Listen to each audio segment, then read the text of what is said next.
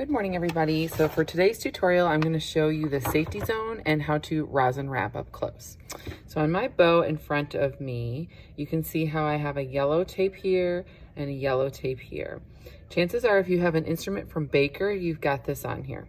If you don't have your instrument taped, your bow doesn't have some tape on it like this, then the next time you come for trunk tuning, or virtual orchestra club, we'll put some tapes on. But if you can see, I'm going to hold my bow like this so you can see it's the middle third of the bow from the top to the bottom. So I call this part the safety zone, and that's the part of the bow that you're going to be using when you put your bow on the string and when you perform the rosin wrap. So there's my safety zone. Now, when I'm using the rosin for the rosin wraps, I hold my bow just like in the tutorial, straight up and down with a good bow hold. I'm going to put my rosin like a magnet at the bottom tape of the safety zone. So the bottom tape means the one that's closest to the frog. And then I'm going to tilt.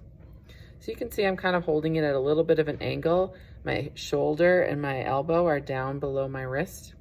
And then to pull down bow, I'm going to pull towards the ground. So it will look like this. Down, up. You can see my elbow and my arm move down towards the floor and up. Okay. From this angle, down, up. Here's the tip, this angle, down, up. So our rosin wraps that we're practicing today, I will share them on the screen, but they are out of Essential Elements and it's on page 13. You can see down at the bottom here. So right here, you've got your discussion of your down bow and your up bow sign. And then here, you've got the 3 rosin wraps that we're going to be doing. So I like to do rosin wraps 3 ways. The first way is I'm going to say down, shh, up, shh.